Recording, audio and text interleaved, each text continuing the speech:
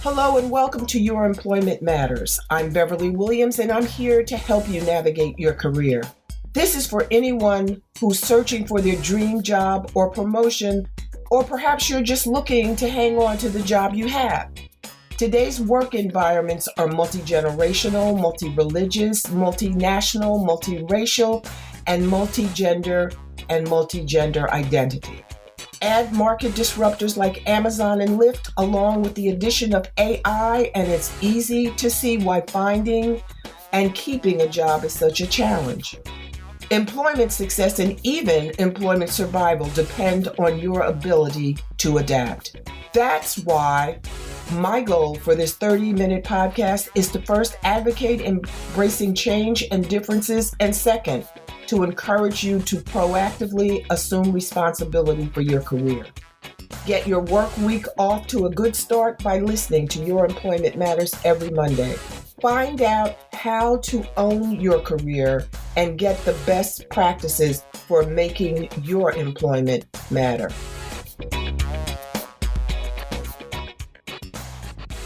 Hello, everyone. My guest today is someone I haven't met face-to-face, although COVID is over. This is someone I've met and interacted with virtually. Her name is Christine Macdonald, and Christine has a story that is not only interesting, it's inspirational. It's persuasive is the word I'll use. It's persuasive evidence that anyone can overcome obstacles that pop up or that you create yourself along the way and come out on the other side better for it, more enlightened, more aware, and more compassionate and empathetic about others, but about themselves as well. So I'm going to let Christine take the lead, and I'm going to try not to interrupt her because sometimes I do that because I get excited. So I'm going to try to hang back. But Christine's story is interesting, as I said. I think you may take away something from it. Christine, thank you. This is Christine Macdonald, everyone. Welcome, Christine. Thank you, Beverly. It's so great that we're doing this.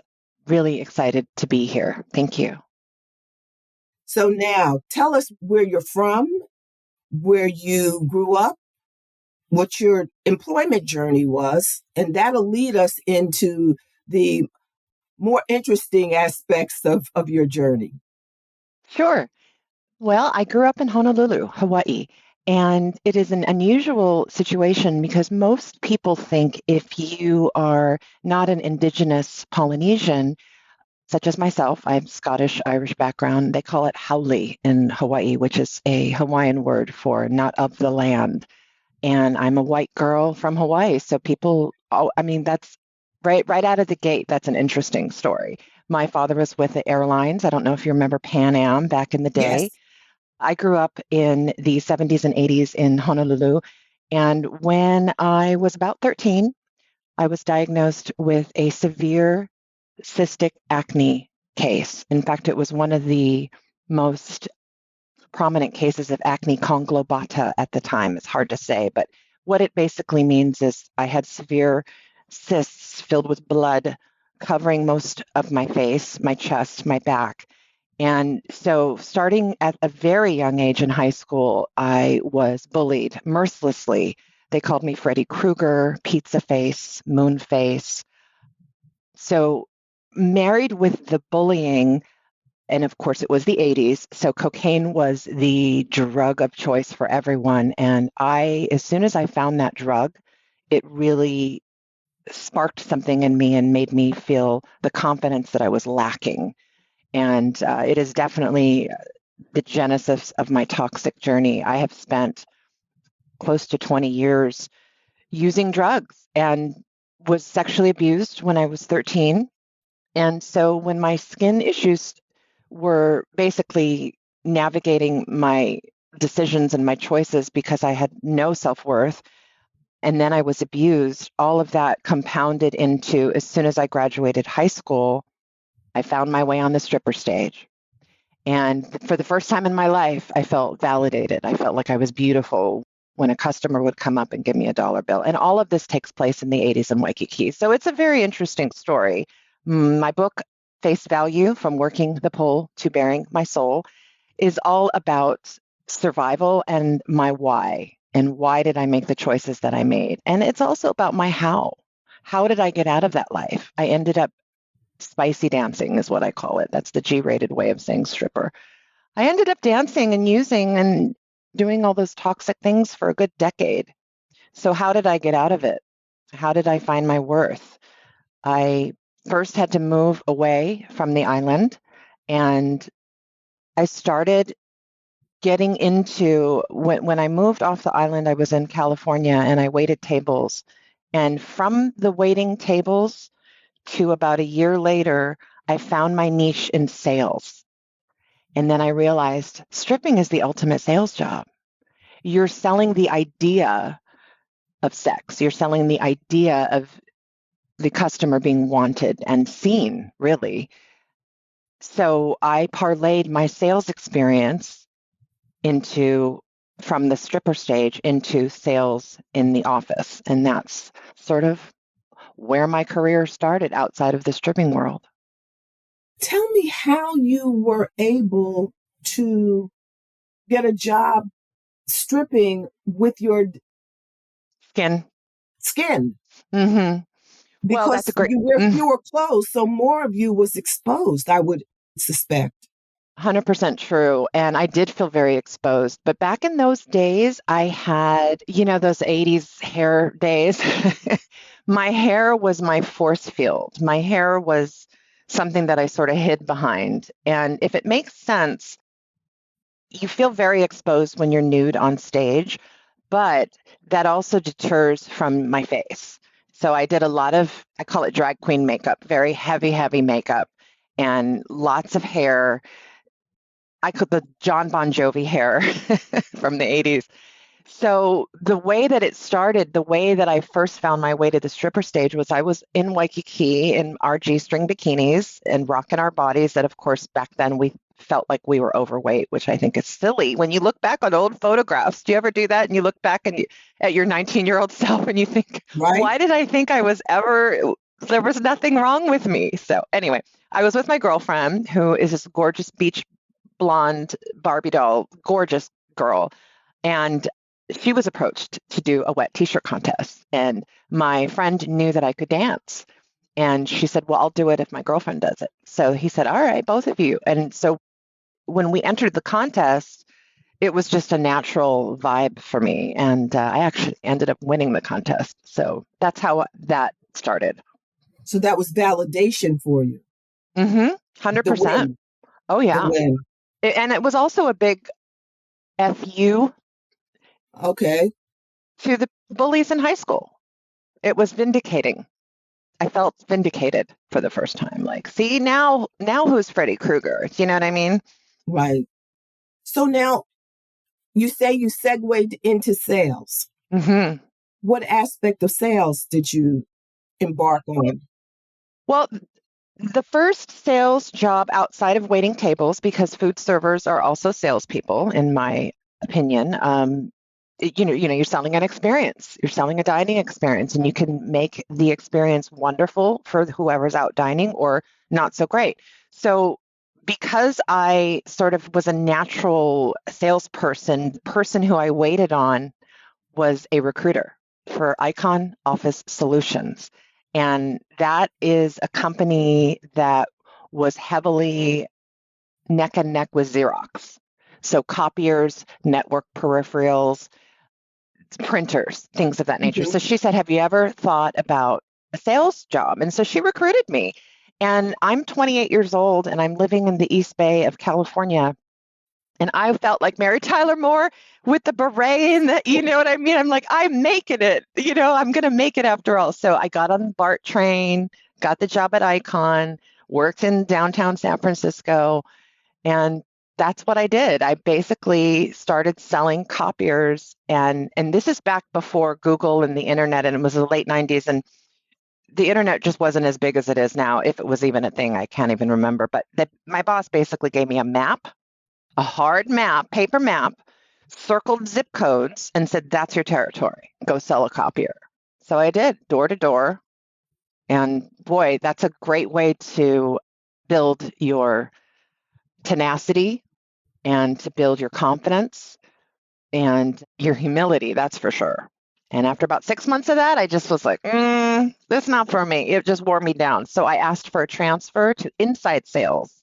And that's where I really shined because I already had a set base of customers. They called me when they needed toner or anything that has to do with their printer. So What did you learn about yourself, if anything? that I am stronger than I thought, and that I am smarter than I thought. I'm a quick study, and I can read the room very well. And I don't know if that's from my experiences in the clubs as a dancer or if it's just a natural thing that I have. But yeah, I can read a room very well, which comes in handy in sales.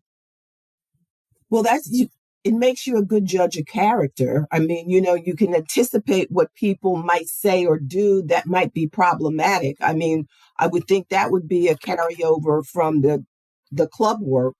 I mean, you have to be able to recognize where there might be danger, or, something, a situation that may be uncomfortable. And in sales, see, I wouldn't be a good salesperson. I know that. I always needed to have a paycheck, Mm-hmm. a salary. Commission would never work. I would starve. I would absolutely starve. But if you have the personality and your speaking voice is very soothing and, you're very calm, I can see how you would come across very persuasively, empathetically, friendly over the phone. And that would help generate sales. Mm-hmm. And if you can sell, you can make a lot of money. Mm-hmm. And thank you for the compliment, by the way. I agree with you. And it is a very cutthroat business with sales. Some companies offer a base salary, which is not enough to live on.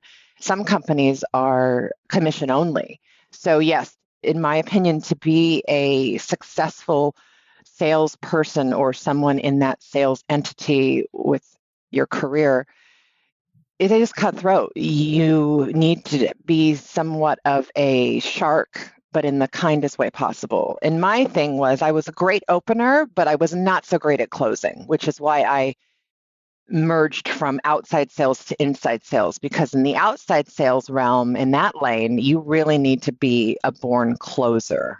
And when I say closer, I mean you just got to ask for that sale, you got to assume the sale. And part of me, I just didn't have that in me. So I knew that about myself, luckily, quickly into the career. Well, see, and that's another thing that I think is important and that I cover in not as expansively as I would have liked, but I did cover it in my book. You have to be realistic about yourself and what you bring to the table, your skill set, what you do well and what you don't do well. And if you're not honest with yourself, let's call it, you're going to have a problem in an employment realm because you may think that you're all that in a bag of chips, and maybe you are if you're selling, if you're opening the sale, but you're not all that if you're the closer. So you have to, people say stay in your lane. I don't say stay in your lane. I say find your lane, perfect how you perform in your lane, and acquire skills that will allow you to perform in another lane.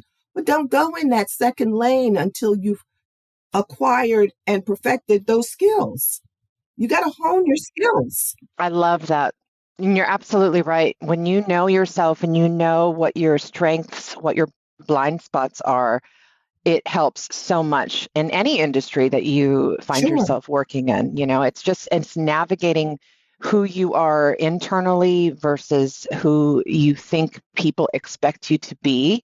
And part of sales is having a persona, but I believe that to be a good salesperson, you need to believe in what you're selling. And you're not only selling yourself in a way, I mean, of course, it's not stripping, but you're selling the connection, you're selling the relationship with whomever is on deck to hopefully buy your product. But you need to believe not only in yourself, but the product. Right. That's part of it. And just knowing who you are and knowing what your limits are is helpful as well. I love that analogy with find your own lane and rather than staying in your own lane, because when you look at it through that lens, it is giving yourself the permission to evolve and grow. Versus if you stay in your lane, that might be a little bit more restricting. Does that make sense? So I love Sure. that. Yeah. A friend of mine said to me the other day, I was giving her an example that I won't give now. And I said, the person made a statement that I knew was wrong, but I knew that if I answered or I responded the way I know I could, it would be a problem. So I said nothing for a while. And then I asked, well, can you tell me which one it was? And she went to Google because she had her phone there. And so I was explaining this to my friend, and she said, people don't know how to stay in their lanes. And I said, you don't understand. People don't know that they have a lane that they should stay in. So, it's not only staying in your lane and at the same time, simultaneously developing skills that will allow you to move into another lane. It's recognizing what you know and what you don't know, where your inaccuracies show up. If you're talking to a lawyer, you should not be making blanket statements about the law. Yeah. Now, you don't know I'm a lawyer, and I'm like, and when I heard the statement, and I said, no, you can't say anything because whatever comes out of your mouth is going to be wrong. It's going to be wrong. So just be quiet. And then finally, I just said, well, which one was it? And there was no, but I don't need to be right all the time. I'm not going to be right all the time. I know that. That's how we learn, right? That's how we learn. But when people say stuff that I know is wrong, it's like, there's no reason for me to speak.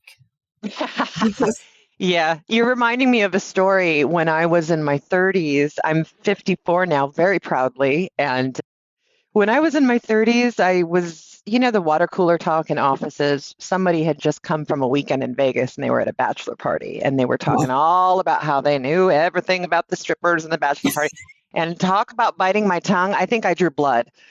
I just was really quiet. This is not the place and time, but boy, you do not know what you're talking about as far as my experience goes. But yeah, that's funny. That's really great. When you know what you know from experience, it gives you power. It gives you power. And it also can build your confidence. 100%. Without the cocaine. It can build your confidence. Yep. So now you've had some mental health issues. How have you been able to deal with them? Because I lost someone that was very dear to me. And in fact, he was a peer reviewer on my book, but he took his life last year. Oh, I'm sorry to hear that. It was devastating because I really didn't see it coming. I'm so sorry to hear that. Well, yes, I am very open about my mental health issues. I have depression and anxiety. I did not know it was undiagnosed up until, I would say, 15 years ago. But from when I was a child, because of the trauma, because of the bullying and the sexual abuse and the choices that I made, It's nature versus nurture. I honestly don't know if it's in my DNA to be predisposed to mental illness, but for navigating it now, I think part of it is knowing that I'm okay. Like just erase the stigma. Let's just get that right off the bat, because the stigma of mental health is that of shame and embarrassment. And you don't want to reach out for help because you think that there's something innately wrong with you. Why do I have these dark thoughts? Why am I lost and I can't seem to find the light? So a lot of people let it fester inside of them without realizing that it is, in fact, a serious medical issue and needs to be addressed. So just because you can't see it doesn't mean that the person isn't unwell. And if you erase the stigma of mental health and you reach out and say, I'm having these thoughts, which is suicidal ideologies, which is different than being suicidal, because suicidal ideologies is something that I've had since I was a child. I've Googled ways to do it. And the being suicidal is actually trying to do it. And I am not going to speak on behalf of anybody else, and I'm certainly not a therapist or a doctor, but I believe that when you share your stories, it, number one, makes you realize that you're not alone. And so it helps That's true. others. It Yes, helps others. And absolutely. as soon as you realize you're not alone, there's a tiny bit of light that can come through that little crack in your darkness, and you can cling to that like a tether and say, okay, if I can get through this day, if they can get through this day, then I can get through this day. I hope that my book helps with people who are struggling with mental illness. In fact, on the dedication page, one of the last things I say is, to anyone out there who has struggled or has tried to end their life, I am so glad that didn't work out. And I'm so glad you're here Yes. because I feel you. So I'm hoping that And what's message the name of your book resonates. again? It is Face Value: From Working the Pole to Bearing My Soul. And you can get it on Amazon, Barnes and Noble, Walmart.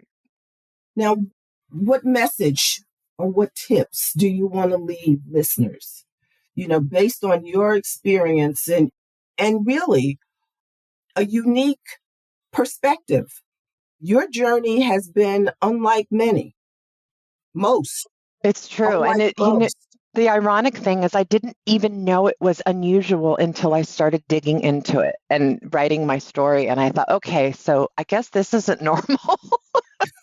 Because, when you grow up, when you're inside of it, it's hard to see that anything is not supposed to be the way I don't know. How do you describe that? But when you're in it and you don't know any different, that's your normal. So, for my tips for anyone who may be struggling or has a unique story of survival or is in the weeds and in the thick of the darkness right now, is to just know, number one, that they're a unique person and that they have attributes and value. And if you've ever done quote unquote bad things, that does not mean you are a bad person. If you've ever done shameful things, you don't need to be ashamed of who you are. There are opportunities and stepping stones of growth, and that's how you evolve. So you may have the cinder blocks pulling you under of the person that you once were, but that's not who you are now. So try and look at it through the lens of evolution rather than having your behaviors from the past or current behaviors holding you back. Well, Christine, I sincerely appreciate you taking the time to share your story with me and my listeners. And it's my hope that hearing how you have come out on the other side and are continuing to do the work necessary to keep you there, that it will inspire other people to do the same. Thank you. I sincerely appreciate your time, your wisdom, and the fact that you're so willing to share your experience. Well, thank you. I appreciate that. And I feel that the book is going to help people. So I'm very, very appreciative and grateful for the opportunity. And it's been such a great time to chat with you. Wonderful. Well, listeners, I'm going to say goodbye until next time. Please tell them where to find your book again, Christine, and the name. Thank you, Beverly. It is Face Value: From Working the Pole to Bearing My Soul. You can find it on Amazon, Barnes & Noble, Walmart, or you can order it at any local bookstore. Thank you. And my book, Your GPS to Employment Success: How to Find and Succeed in the Right Job, is available on Amazon, Barnes & Noble, and independent bookstores everywhere. And thank you for listening. Until next time. Bye-bye. Thanks for listening to Your Employment Matters with Beverly Williams. If you found this podcast helpful, please subscribe and leave a review. I truly appreciate your support, and that helps other listeners find the podcast. If you have a comment, question, or suggestion, you can reach me at baWilliams@youremploymentmatters.com. My book, Get the Job Done, is available on Amazon.com and BarnesandNoble.com. Please join me again next week. Until then, remember to embrace change and differences.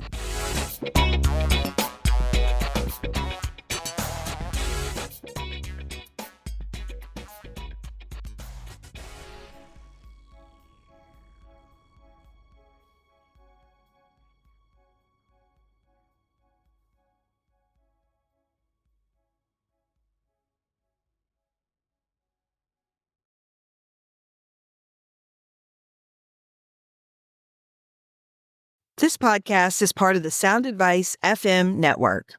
Sound Advice FM, women's voices amplified.